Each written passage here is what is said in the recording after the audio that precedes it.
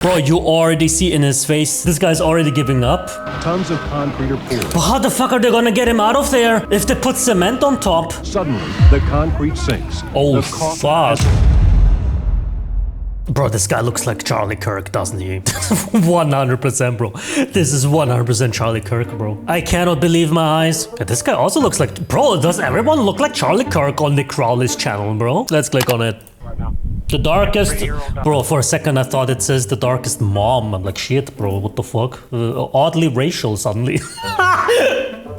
Sorry, man. Yeah, what the fuck should I do when this text is scrolling so slowly? Chapter 1! Buried! Who's buried? There are very few manners of death that strike fear among us as much as the horrifying prospect of being buried alive. Oh god, The stop. dark, claustrophobic nature. Bro, you know what's crazy? A thing that I actually thought about in the past couple of weeks. When I was a child, I had a really bad phobia of being buried alive. I don't know, like buried alive was for some reason like a very big fucking like a topic in my life when I was a child. I always thought to myself, brother, if I suddenly die, just burn me, bro. Just fucking turn me into ashes or some shit. Do not fucking bury me. And then just like randomly one day you just kind of like grow out of it and never think about it again.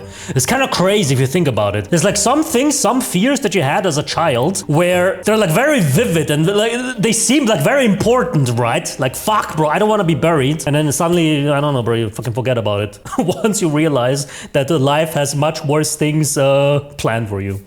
Like becoming bald at 16. Slowly losing oxygen with not a thing in the world you can do to stop it. It just strikes a chilling chord with so many. However, with my problem would be, brother, my problem would be they probably would have had to like cut off some limbs for me to fit in that shit because I'm so fat. It's just waking up, where the fuck are my arms, bro? I'm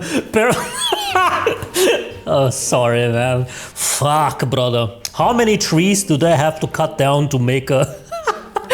to make a casket for me, brother? Holy fuck. They can barely close the lid. However, with this fear arose a unique opportunity for those looking to make a spectacle. Oh god. Mr. Beast! A select few magicians and daredevils have tried their hand at the challenge of being buried alive, by not just surviving, but escaping. The trick was popularized by arguably the greatest magician of all time, Harry Houdini, hand at the stunt on a... Harry Houdini is a cold as fuck name though, right? Bro, imagine being called Harry Houdini, man. Who tried his hand at the stunt on a few separate occasions, the first of which would see him narrowly escape a casket buried under 6 feet of dirt. What the fuck, this guy's Serbian! Crazy, man. Was it necessary for him to be in there naked? Like, couldn't they just give him a shirt? What the fuck? Okay. Breaking through the surface with his fist, only to fall unconscious before he could complete the trick, with the stunt almost ending in his death. Oh shit. From there, he would be buried again on 2 separate occasions, surviving both for well over an hour, but never being able to fully pull himself out. Because of this, the trick is acted as somewhat of a magnum opus for any magician able to pull off. Bro, I know this guy! This guy was an actual fucking legend, bro. The mask motherfucker. American escape artist Bill Sherk would honor the late magician by attempting to do just that. For the stunt, Sherk would add extra elements of flair, upping the danger by being handcuffed and having cement poured over top of the casket. Oh my god, bro. Wait a minute. One of the biggest magicians of all time, Harry Houdini. This guy is like the GOAT. This guy tried being buried on 2 or 3 occasions, almost died at every single one of them. And this guy's like, you know what? I'm gonna try the trick and I'm gonna handcuff myself and we're gonna put cement over the casket. Why? Like, being buried alive is already kind of like the premise, right? This is kind of like, oof. It sounds already bad. You don't have to fucking tie yourself up, bro. No one cares, but it's just like an extra thing that no one fucking cares about. And he planned on doing it all with a TV crew on hand. Okay. However, from the get-go, things seemed to be off with the performance. Oh, God. Sherk expressed concern over the grave being dug too wide and too long, thus changing the dynamics of his escape. Open like this. I got a bad feeling about this thing. I think it's a really good sign when you're gonna get buried alive and you have a bad feeling about it. I think that's a really, really good sign. A really good sign. Should we maybe stop this trick? Nah, fuck it, bro. Bro, brother, look at this guy's face. This guy is actually like, fuck, bro. Bro, you already see in his face, this guy's already giving up. Even the crew looks depressed. It's over. I got a bad feeling about this thing. At one point, when the first layer of dirt was being applied, Sherk would use his walkie-talkie to tell his team to call off the whole ordeal and to pull him up from the ground, seemingly in a moment of clarity. But everything was already in motion. This was his big moment with— What? What? They lowered this guy in this hole, put the first small layer of dirt on top. This guy is taking out his walkie-talkie, saying, "Get me the fuck out of here." And these people are like, "Nah, bro, it's too late. It's too late, bro. It's too late." Why the fuck did they even give him the walkie-talkie? What the fuck's the point, bro? What? Now is probably the easiest time to get him out. But everything was already in motion. This was— I think when they showed this guy's tombstone in the middle of the video, it's probably not a good sign. He couldn't afford to fail. Besides, he had been buried alive before, setting a record back in 1977 by spending a total of 79 hours beneath the surface of the Earth. He was no stranger to this, and not wanting to let his fans down, Bill Sherk would change his mind and continue the stunt by giving his team the green light to begin pouring the cement.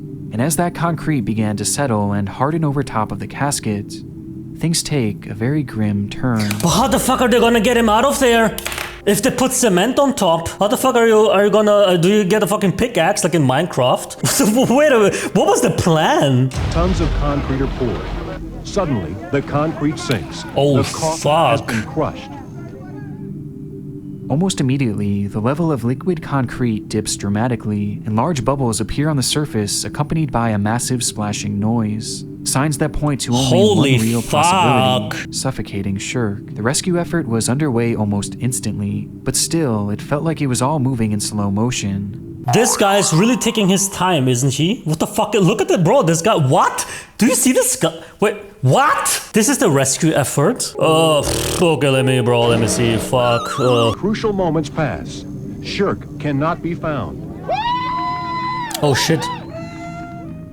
Incredibly, Sherk managed to claw his way to the surface, where his team was able to pull him to safety and rush him into an awaiting ambulance. And though his condition appeared severe, he was alive and had somehow cheated death.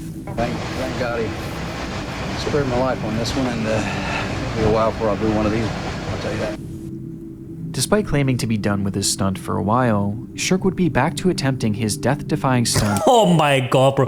What the fuck is wrong with this guy? This guy already did this stunt once in 77 or whatever, and he did it successfully. And then he tries again, almost dies, and why? Bro, if this guy tells me that he tried it again and then died this time, that would be, bro, that would be fucking crazy. With some ending in similar results. What? As Sherk climbs in the casket, the snake goes in first, but there's a problem, and Sherk has to get help. Bro, what the fuck is this guy doing, man? Motherfucker is like, you know what would be an amazing idea? Just put a fucking snake inside, bro. Bro, what the fuck is wrong with this guy? Put a fucking snake inside. Fuck it, bro. Oh my god, bro.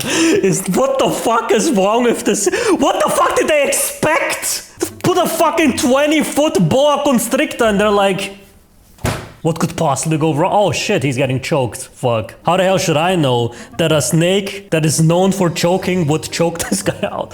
Bro, these people are what? Another performer known as the Amazing Joe had attempted the same stunt at an amusement park, also going the route of having dirt and wet cement poured over his plastic and glass coffin. Plastic. I think plastic is really, really durable, especially when there's like big pressures coming down, bro. I think that's a really good idea. It's really good at plastic. Why not paper? Why not air? Just do a fucking, you know, fucking Caprio. Just pour it in, fuck it. Lava! Put lava on top and see if he escapes or not. Fuck it, bro. He has a nice beard, though. In fact, he had already done what Houdini couldn't, as years prior he had escaped from a wooden coffin covered in 6 feet of dirt. But why is he trying it then again? But this attempt was clearly much more extreme, Yeah. and with it should have come an immense amount of planning, not only by Joe himself, but the team around him. Nah. However, according to reports, the coffin used was never actually tested to see if it could withstand such a great amount of weight. No, no, bro, it's plastic. It's very, very durable. Did you know the first rocket to the moon was also just pure plastic? I think they just recycled the bottles, just recycled bottles, and the fucking spacesuit was literally just crushed Coke cans. Oh my god, bro, plastic. Plastic. Joe was quite literally going into this blind. And also, brother, the fucking chains made of fucking steel, bro, around his entire body, bro. Where's the snake? As the cherry on top of this poor planning was the fact that no rescue procedure was in place should the stunt go horribly wrong. And unsurprisingly, well, that's exactly what would happen. Oh my god. And when it sunk, I just knew trouble. We're in trouble. It's not fun anymore.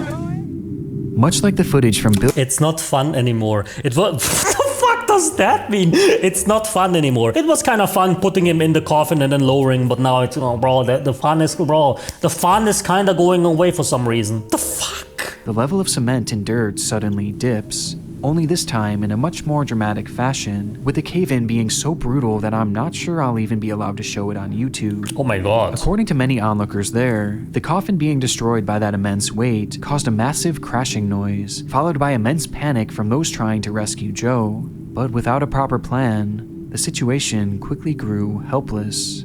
Entrapped beneath that dirt, surrounded by cheering fans, his parents, and a TV camera, the amazing Joe would lose his life. Ironic. Brother, imagine having your parents there. What the fuck, bro? I thought it's bad when UFC fighters have their kids over at like a UFC event and then they get knocked unconscious, bro, by some guy. And then the kids are standing there ringside and have to watch this. Brother, this is like 17,000 times worse. Buried 6 feet under. Brother, what the fuck is wrong with magicians? You know what the worst thing about all of this is? Even if this guy achieved whatever he was trying to do, no one would give a fuck.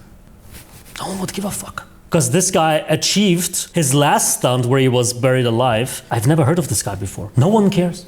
No one fucking cares. The only reason why now he's like well known around the world is because he tried the stunt and died. Completely optional activities again. With no payoff either.